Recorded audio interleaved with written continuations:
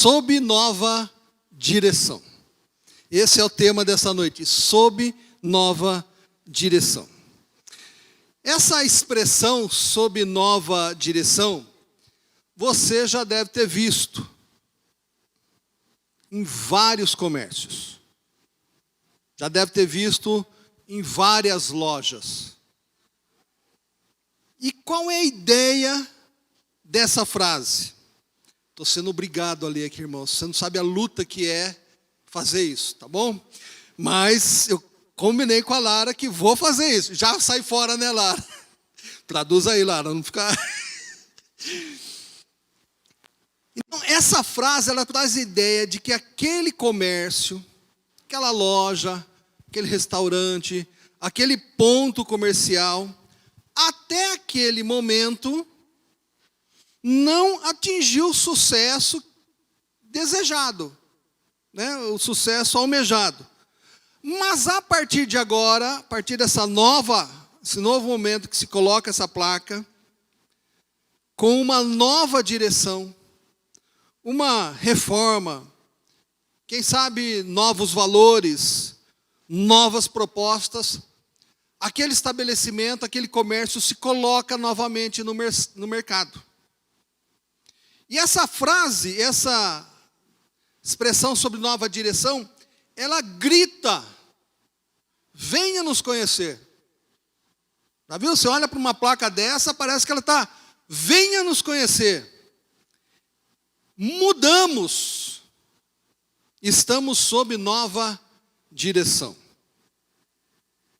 Mas o que é que essa frase tem a ver, esse tema tem a ver conosco? Eu quero convidar você a abrir a sua Bíblia. Um texto muito conhecido, se encontra no livro do profeta Jeremias, capítulo 18, versos de 1 a 6. Eu não passei para os meninos lá da mídia, perdão. Mas é um texto muito conhecido, Jeremias 18, de 1 a 6. E assentado mesmo, meu irmão, vamos acompanhar a leitura desse texto da Bíblia, tá bom? Abra a sua Bíblia, ligue a sua Bíblia, porque agora nós estamos modernos também, né? A gente liga a Bíblia. Jeremias 18, de 1 a 6. Por revelação, eu sei que já está aqui. Revelação do Paulinho que apontou lá, né? Então, o texto já está aqui. Assentado mesmo com a respeito que a palavra merece, acompanhe a leitura. Esta é a palavra que veio a Jeremias da parte do Senhor. Levanta-te e desce à casa do oleiro, e lá te farei ouvir as minhas palavras. E desci à casa do oleiro, e eis que ele estava fazendo a sua obra sobre as rodas. Como o vaso que ele fazia de barro quebrou-se na mão do oleiro, tornou a fazer dele outro vaso, conforme o que pareceu bem aos olhos do oleiro fazer. Então veio a palavra do Senhor dizendo: não poderei eu fazer de vós como fez este oleiro, ó casa de Israel, diz o Senhor. Eis que, como o barro na mão do oleiro, assim sois vós na minha mão, ó casa de Israel. Baixe tua cabeça, meu irmão, fecha os teus olhos, vamos orar mais uma vez. Deus bendito, nós continuamos na tua presença, clamando pela graça do teu Santo Espírito, pela tua direção, pelo teu discernimento, para que nós possamos entender a tua palavra e, entendendo a tua palavra, possamos colocá-la em prática. Ajuda-nos, ó Deus, para que isso aconteça não apenas nas nossas vidas, mas dos nossos familiares, especialmente dos nossos filhos, e ajuda-nos a anunciar esta palavra, esta salvação, a transformação que Cristo promove nas nossas vidas. Nós oramos a Deus, repreendendo toda e quaisquer ações do inimigo, no nome santo e poderoso de Jesus. Amém. Primeiro ponto que eu quero conversar com você é sobre o oleiro e o barro. O oleiro e o barro. Leia na sua casa esse capítulo todo, é muito interessante, é muito bacana. Vai falar ao teu coração, não tenho dúvida disso. Mas quando a gente pensa nesse texto, vem na nossa mente o oleiro e o barro. O Jeremias, informado que Deus o esperava lá na casa do oleiro, né? Lá onde se fabrica esses utensílios. O que o Jeremias fez? Ele desceu para essa casa. Chamado por Deus, ele vai até a casa do oleiro. Enquanto ele observa o trabalho do oleiro, enquanto ele fica olhando, eu não sei se você já teve a oportunidade. Pronto, é a Tami. Tami, Tiago? Eu nunca entendo o que o Tiago fala, mas é essa foto que ele depois fica cobrando a gente tem que lembrar. Tá bom? Feito. Então, ele foi lá, e não sei se você já viu alguém fazendo um vaso, um objeto de barro. Na internet. É interessante. Você olha aquela massa disforme e a gente não acredita o que esses artistas fazem com aquele barro. É muito interessante. Se você não viu, assista, baixa no YouTube e veja um vídeo desse. Mas enquanto o Jeremias observava esse oleiro, vendo lá o trabalho dele, e eu fico imaginando ali aquele oleiro caprichando ali naquele objeto. De repente acontece o quê?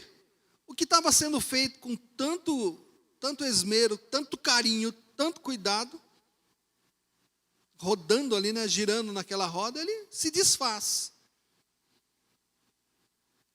Não sei se o oleiro ficou bravo com aquilo, né? Não sei se de repente o oleiro ali, né? Mas ele então, sem problema, ele amassa de novo e começa novamente a fazer.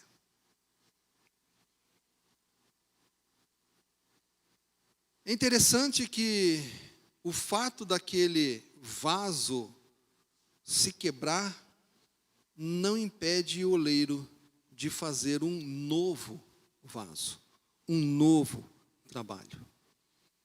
Ele quebrou o vaso antigo, quebrou, desfigurou, voltou a ser um monte de massa de argila e novamente o processo se reinicia.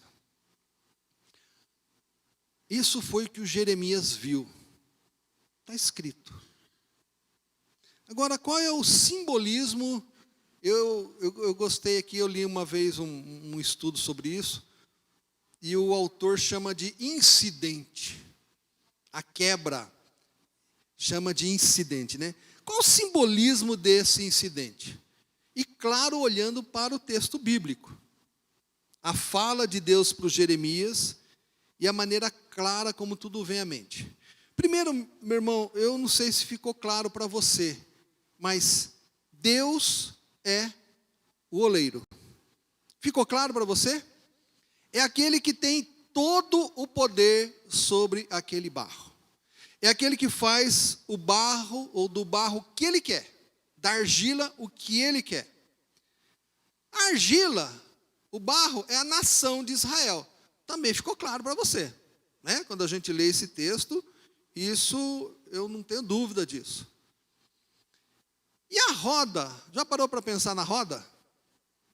Aquela roda que fica ali girando. Elas são as circunstâncias das nossas vidas. São as circunstâncias da vida. E se você, seja qual for a sua ideia, a sua idade, você olhar quantos problemas, dificuldades, alegrias, vitórias, já reparou nessa como a vida te trouxe até hoje aqui, dia 16, 20 horas. Como a vida trouxe aqui. Alguém veio lá do Chile, né, dona Margarita? Quais as circunstâncias da vida rodando e girando essa roda trouxe dona Margarita para cá? Nós também, como nós levávamos a vida, eu não queria sair de onde eu estava de jeito nenhum. O então presbítero Gerson Vicari foi me fazer um convite, foi me perguntar se eu gostaria de vir para esta igreja. E a minha resposta foi, imediata.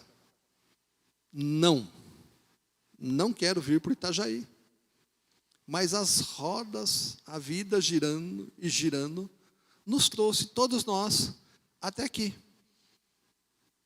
Gente que veio de mais longe, inclusive, muito mais distante, veio parar aqui no Parque Itajaí. Como é que a gente imagina isso? Né? Então, Deus é o oleiro, Israel o barro, e essa roda são as circunstâncias da vida. E claro que, trazendo para os nossos dias, esse Israel sou eu e você. É a igreja de Cristo. Deus tem um tempo, Deus tem um propósito para as nossas vidas, para a nação de Israel, para o povo dele. E nessa roda, nesse girar da vida, Deus realiza os seus propósitos. Você entende isso, meu irmão? Porque se a gente, como o Paulinho disse aqui no momento do louvor, se a gente pensa que tem o controle de alguma coisa da vida, nós estamos enganados. Nós não temos controle de nada. Eu não tenho dúvida que muito provavelmente, e eu vou falar da Margarita, que eu posso falar tranquilamente, não vou falar de outras pessoas, né? Mas a Margarita, muito provavelmente, ela gostaria de ter ficado no país dela. É o país dela. As circunstâncias que a fizeram sair de lá devem ter levado a pensar, vou buscar um lugar melhor. Veio parar no Itajaí. Deus abençoe. A gente não sabe o que é melhor, o que não é, né, Margarita? Mas Deus te trouxe aqui. Veio do Chile e está com a gente hoje aqui. Deus realiza a sua vontade em tudo isso, meu irmão. Diga para quem está do teu lado assim, ó. Deus faz a vontade dele na sua vida.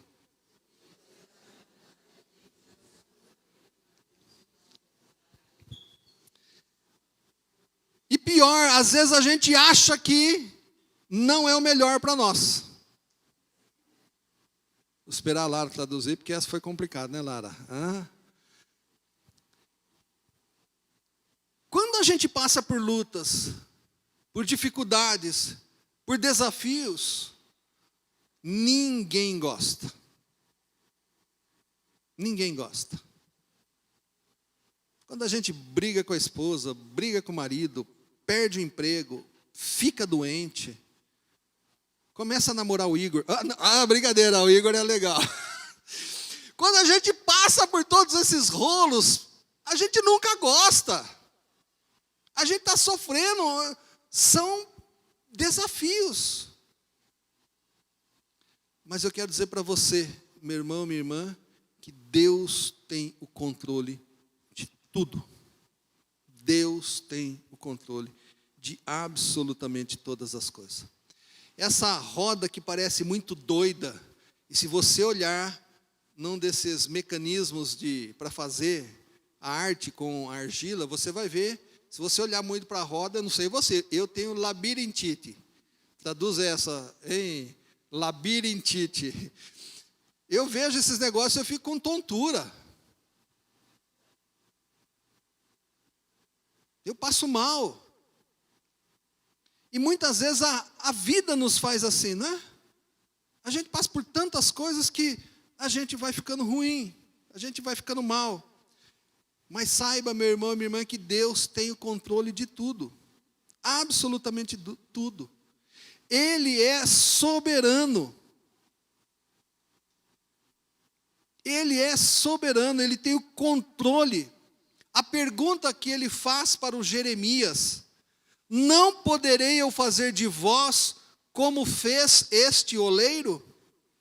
Lembra quando o oleiro estava fazendo um vaso e ele se quebra e o oleiro amassa e faz um novo vaso? A pergunta de Deus para o Jeremias e para a mensagem que o Jeremias iria levar é esta: não posso eu fazer a mesma coisa? Ou seja, Deus é soberano. E Ele faz do jeito que Ele quer, da hora que Ele quer. na maneira que Ele quer. E qual é a liberdade do ser humano nisso? É interessante que o barro sendo moldado não se rebela, não se revolta contra o oleiro. Você vai falar, claro, pastor, é algo sem vida, sem vontade. Eu tenho vontade, eu tenho desejo, cada um de nós tem. E se nós, de fato e de verdade, nos submetermos à vontade de Deus, a nossa vida será diferente. Há problemas, há lutas pelas quais nós passamos, e a gente fica sempre pensando, Deus poderia resolver assim e assado. Já não passou? E a gente ora pedindo a Deus o quê? Faça assim e assado, por favor. O Senhor é soberano, o Senhor manda, mas por favor, faça assim ou faça assado. Deixa eu ajudar a Lara lá. Faça desse jeito ou de outro jeito. Faça dessa forma ou de outra forma. Mas sempre nós queremos dar a solução. Deus é soberano. Ele faz o que Ele quer, do jeito que Ele quer e na hora que Ele quer. Então pode ser que o seu problema, a solução seja de uma maneira que você jamais imaginou. Pode ser que a resposta de Deus seja de uma forma que jamais passou pela sua cabeça. Ou pode ser de uma forma que você não queira de jeito nenhum. A vida roda, ela gira, e Deus vai nos moldando, vai agindo, conforme a maneira e o jeito que Ele quiser. Irmãos, tudo isso está escrito aí na sua Bíblia. Está aí. Eu quero agora trazer para a nossa vida, nos nossos dias, e chegar um pouquinho mais próximo do tema nosso. Qual é o tema mesmo? Sob nova direção.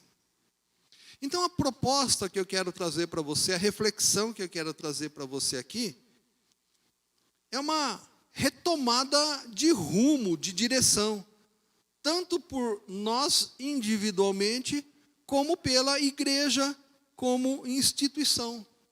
Uma retomada individual, institucional.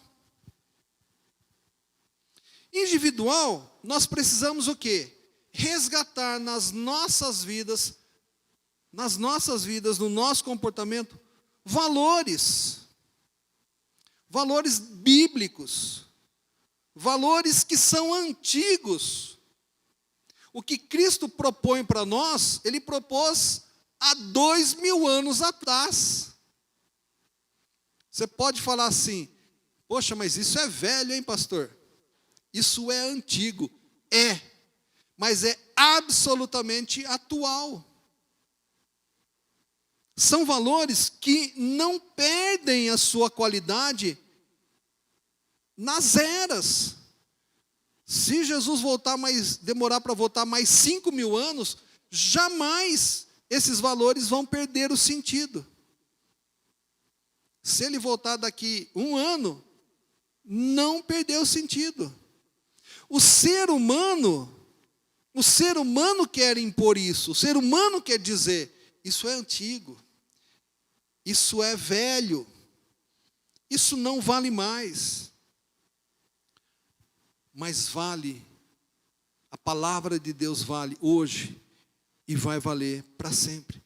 Claro que nós precisamos apresentar tudo isso com um pouco mais de criatividade, né?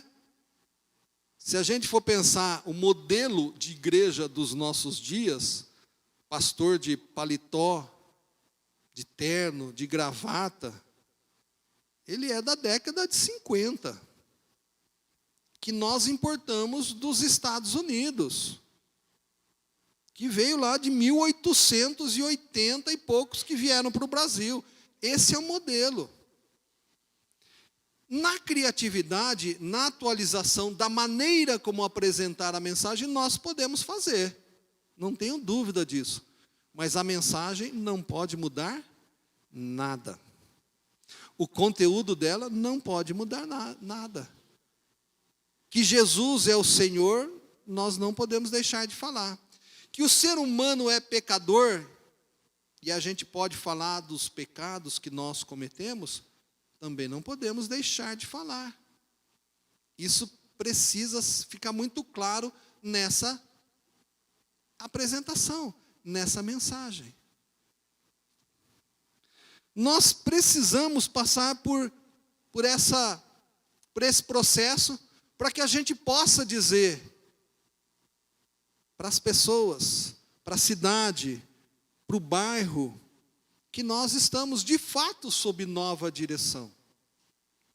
Porque enquanto eu estive sobre a direção da minha vida, dos meus valores, e você esteve fazendo o que você bem quis da sua vida, deu ruim, deu errado, não deu certo.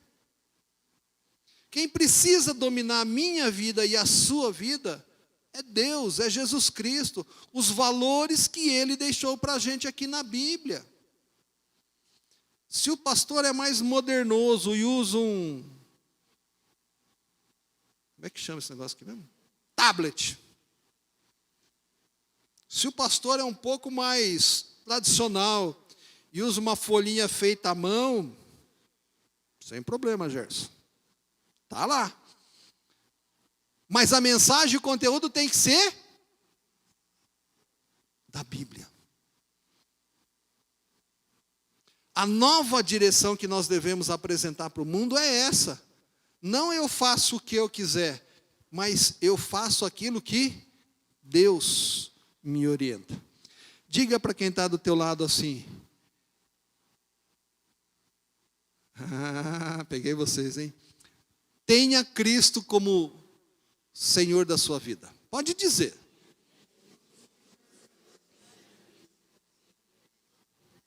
Ter Cristo como Senhor das nossas vidas implica, e preste atenção, meu irmão, implica necessariamente que você vai ter que mudar. Deus não vai mudar. Sou eu e você que temos que mudar. Se a gente precisar mudar o rumo, voltar atrás, não há problema nisso. Diga para quem está do teu lado, não tem problema corrigir o rumo. Pode dizer.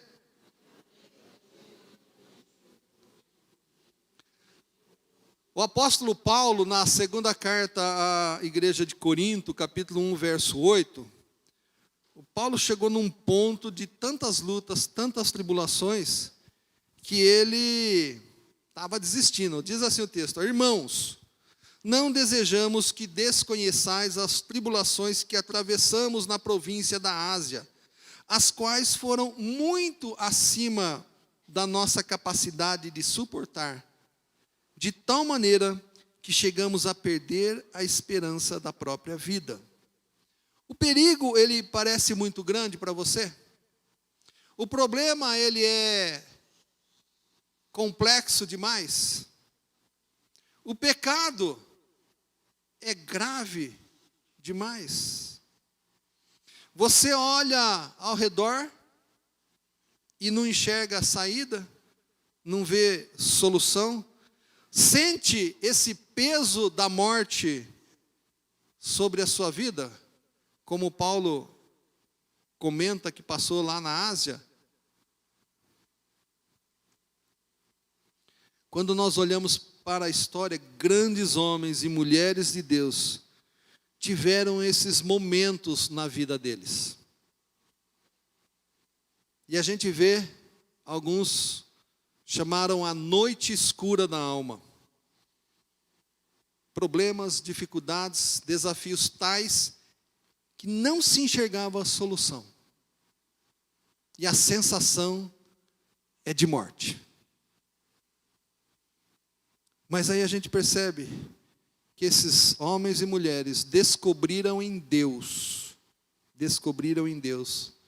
que nele eles estavam seguros. Porque Deus é Deus. Como você chegou até aqui hoje? Olha para a sua vida, olha para trás. Olha os giros que a vida deu com você. Olha os problemas, olha as dificuldades. E, no entanto, você chegou até aqui. Como é que vai ser daqui para frente? Não faço ideia.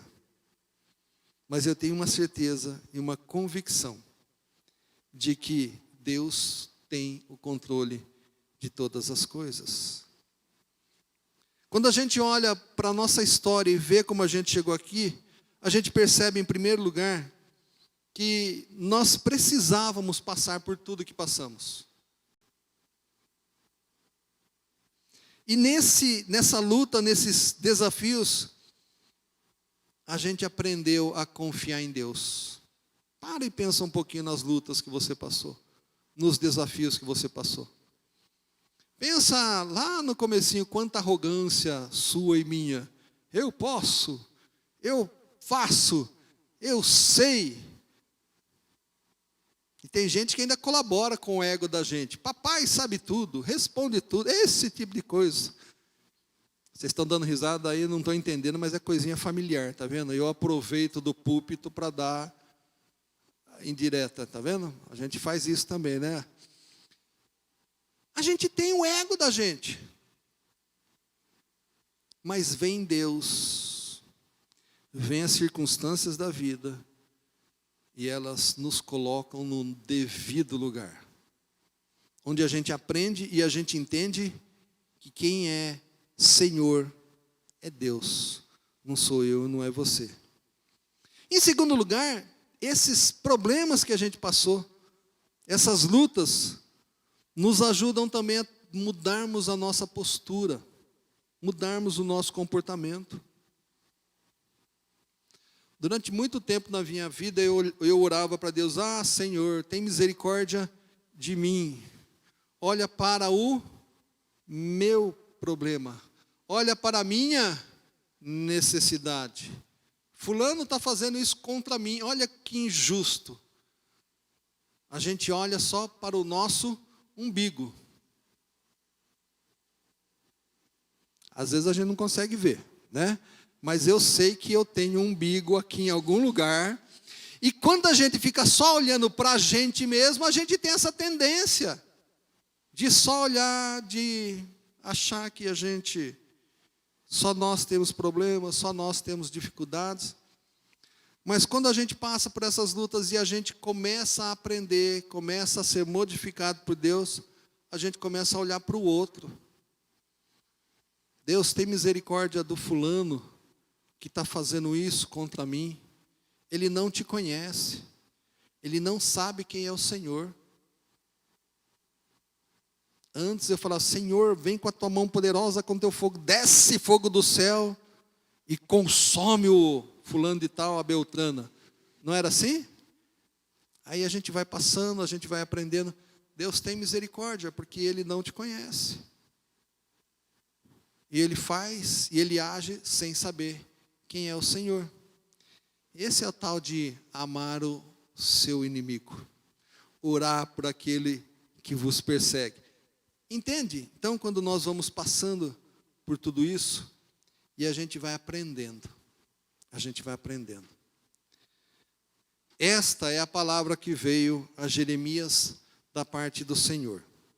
Levanta-te, desce à casa do oleiro, e lá te farei ouvir as minhas palavras. Eu desci à casa do oleiro, e eis que ele estava fazendo a sua obra sobre as rodas. Como o vaso que ele fazia de barro quebrou-se na mão do oleiro, tornou a fazer dele outro vaso, conforme lhe pareceu bem aos olhos do oleiro fazer.